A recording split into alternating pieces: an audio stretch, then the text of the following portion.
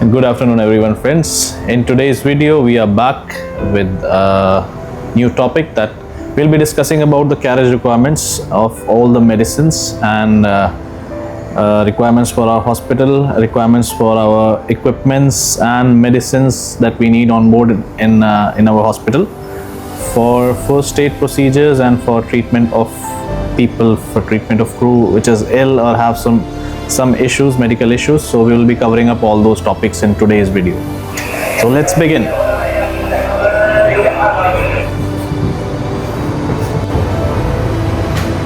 So we have few publications on board. Which are mandatory for carriage, and I'll show you which are related for medicines and first aid. These two, and there is one more.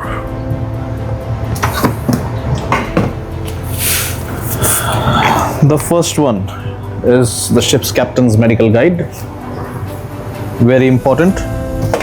Second one is international medical guide for ships, and the third one is quantification addendum for international medical guide for ships. We'll be covering up all the things that we have in here one by one. So let's begin with the ship's captain medical's guide. This is a very important book. We have a lot of information here, medical reporting form.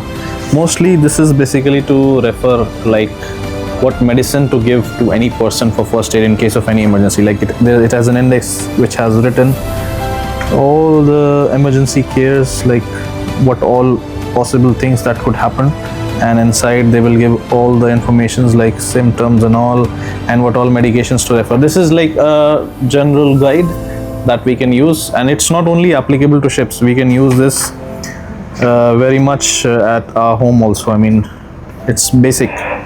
They have mentioned how to give CPR, resuscitation, approaching a crew member. A lot of things are here mentioned, and I'll show you the example of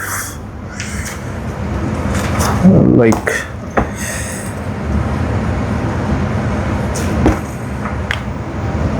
they mention a lot of things like what all things can happen, like allergy and infection. When they have mentioned all the things in a flowchart, risk, recognition, and similarly they have a lot of diagnosis, methods of diagnosis over here.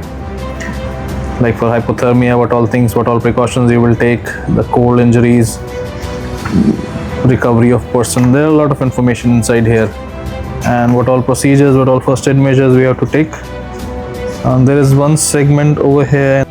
At the end there is an antibiotics guide which will tell you what all medicines were and their dosage and where to use them. So eye infections, this, dental infections, it's mentioned over here. We can refer it. And the important part is this appendix 7 of this medical guide. After this glossaries, we have the medicines and the usage, like the cream, the indication, dosage, and cautions. Which medicine will be used in what kind of situation, that we can refer from this book. And we can, like, this book is basically a guide for all the situations and all the medications that we need in to deal with the emergency, or to deal with the medical emergency that a person has on board. And we can provide the first aid and provide the initial medication with the help of this book on board to the casualty, or to anyone who is suffering from any sort of issues. The next one is that we have our international medical guide for ships. This book also has a lot of first aid procedures and methods to deal with a lot of medical conditions. This is more detailed, giving CPR again, same, a lot of things. So yeah, this can be referred, like dental problems. This can be referred similar to our captain's medical guide. So there is one thing, how the medicines on a ship, that like right now, how to find out that what all medicines we need for our ship. And to do that, there is a procedure actually how to order them, and minimum requirements as per regulations. And suppose you are on a like you are going on a ship that is being delivered at a yard, and you need to know how to find out the bare minimum medicines that you need. So in that case, we will be referring to that quantification addendum part, and I'll show you. This book will give you basically the bare minimum medicines, regardless of your vessel's flag, regardless of your route, regardless of your company's requirement. It will give you the bare minimum that you should have at least on board. So if you don't have any scale, any particular list, folio list, like any particular sheet through which you can refer, you can always refer this book for making a bare minimum order of medicines. I'll show you in this book. So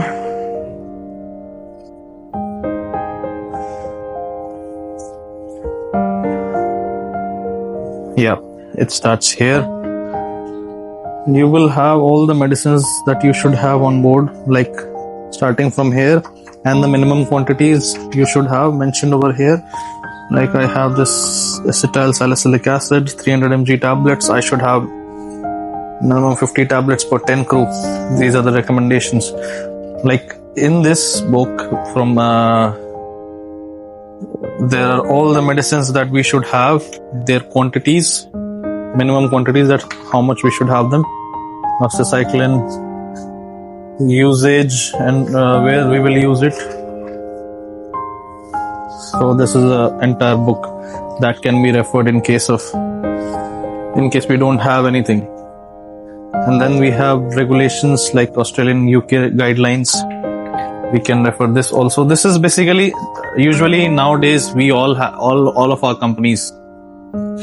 Usually nowadays all the companies have their own medical scale. So basically there is something called as a medical scale. What is a medical scale? Medical scale, it's not actually a scale. It's basically a list. It's named as a scale. It's basically a list of all the medicines that a vessel should carry on board. And as per that list, vessel should have all the medicines that are mentioned in that list. It is made as per your vessel's route, your vessel's flag requirements, your company's own requirements, and you can amend it. You can also change, like sometimes there is a change of flag. Like we recently had a change of flag from Malta to Bermuda. So there are different regulations coming from the different flag.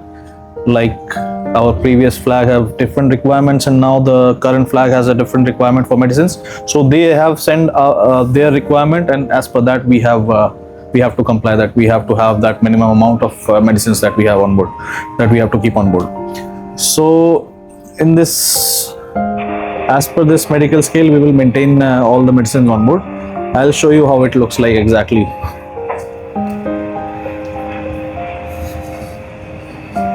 So we have to maintain minimum quantities.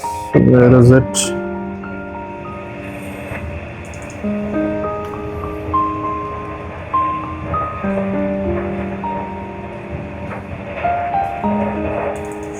This one.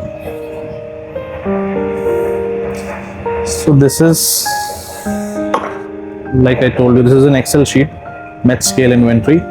So this will give us all the medicines that we need to have on our ship over here, and then here we will have how much quantity. This is our ROV, that how much quantity of medicine we have. We have the expiry dates of all the medicine, and if we have like two different batches, like same medicine but two different expiry dates, so we will add in multiple different columns, like 10 medicines which are expiring on this date, another 10 expiring on this date. We will mention them separately, and we will discard when they are getting expired before the date of expiry, and we will not keep any expired medicines on board with us.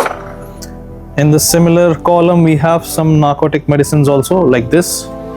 Narcotics are basically controlled drugs, and I have marked it with the asterisk so that it's easily identifiable.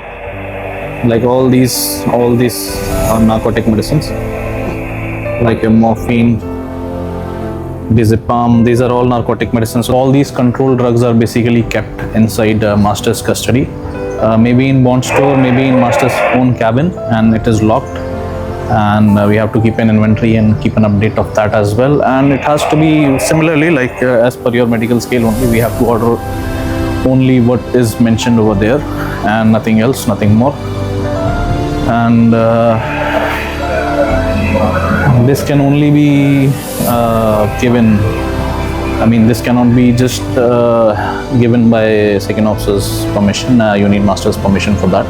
That's why it is called as a controlled drug, because they have severe consequences if I give those medicines to someone and it has some sort of side effect or some sort of reaction, it can be lethal. So that's why these drugs, they are called as controlled drugs. But because they have to be they have to be monitored, the effects are very deadly, so that's why it is under custody of master and not kept inside the hospital also. Because sometimes what happens is we have to keep patients in the hospital, and you don't know,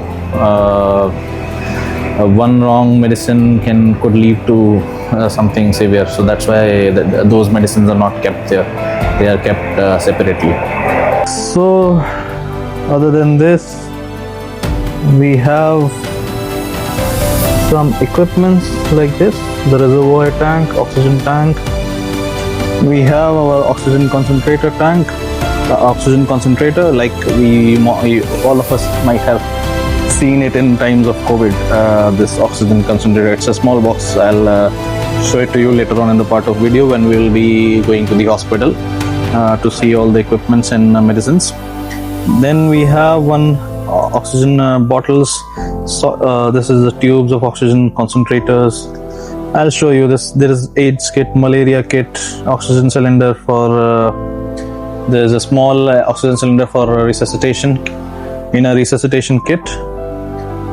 And then we have extra medicines that are not there in our medical scale, as per our medical scale, but are different. So we'll be going to our hospital, and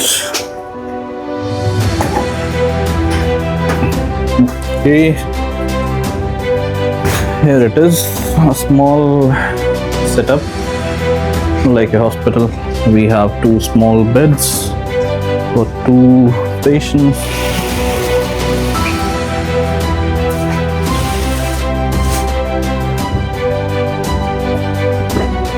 And we have equipments, a lot of equipments over here.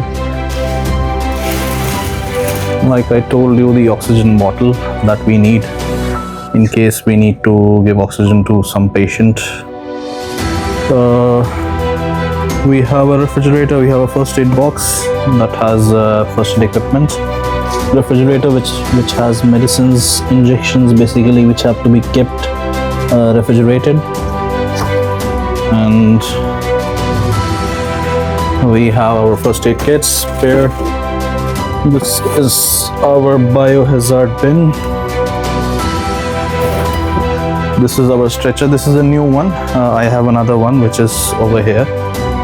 Neil Robertson stretcher that is used when we are for lifting some casualty by helicopter, or for taking a casualty or taking a patient from one place to another, transferring of person. We have a medical oxygen bottle here. These are our portable oxygen bottles of 2 liter.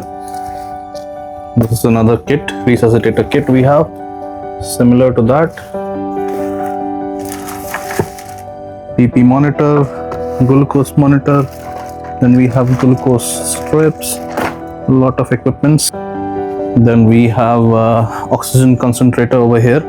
This box, we have oxygen concentrator, some sanitizers,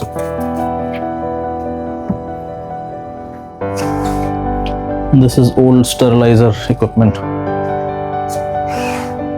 Okay, so this is how it is, small setup.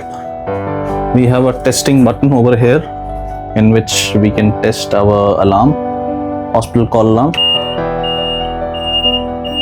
And then we have a reset switch over here. We can reset.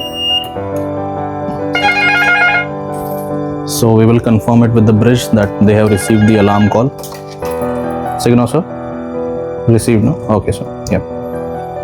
Basically, why we have this alarm is like in case we have a patient, in the hospital and he needs an assistance, he needs something from he need assistance, and then he requires some person to be here with him or for anything, and then he can just press it and it will raise an alarm on the bridge, and we will arrange somebody to administer him. And for that reason we have an alarm, and we do test it every week. We also have segregated garbage over here, and a separate bin for medical waste, fire extinguisher for fighting any emergency in case of any fire. There is a bathroom which is a bathtub for giving a hot shower to a casualty, and we have to test the temperatures as well every week that we are getting the hot water. Also in the wash basin we have to test the water temperature. Because this is very hot, the pipelines are old, there will be some rust that will come out because of the hot temperature of the water, and then after some time it will become normal. Once it is flushed the system, because this bathroom usually no one is using, because nobody is here in the hospital on a regular basis, so it's not used often, so that's why there is a lot of deposits over here. So that's why every week we have to flush it through with the hot water, so that all the deposits are flushed through. That's it over here. So this is our medical locker. We have our sure medical advice list. Switch on the lights. It's a small space, but we have a lot of medicine over here. These are refrigerated compartments. These are empty right now. We can keep ice inside, and we can keep ice inside the box, and we can keep refrigerated things. It has also a digital temperature monitoring also. These are medical equipments as per your med scale. Other than your medicines, there are equipments as well, like your splints, your collars, a lot of things are there. Syringes, your bowls, and over here we have all the medicines,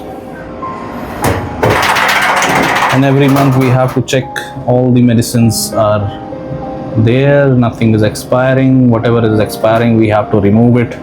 We have to make another inventory of all the expired medicines, and we have to either land them ashore to the ashore garbage reception facility, or sometimes we can incinerate these medicines as well.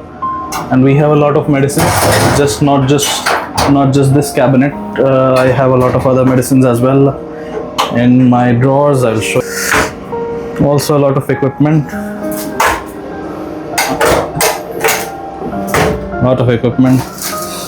like splints, needles, sanitizers, alcohol, pure alcohol. Okay, so that's a lot of stuff that we have in this small compartment. And we have certificate that has been delivered by the supplier who has given our medicines. This is the same quantification amendment pages that we have seen in this book publication that is used to order the medicines. There are a few more medicines over here. These are ORS sachets. This is activated charcoal. Some more medicines. It's basically like a mini medical store over here. And usually second option. Like these are my medicines which are going to be expired in the month of July. So I've kept them separately in a bag, and when we will reach ashore in China, we will just land it along with the garbage that these medicines are expired, and we will make an entry in our garbage record book that we have landed this much medicines. Also have this key outside this hospital in case of emergency if the hospital is locked and you need to unlock it. So there is a key placed outside here that we can break the glass and take the key.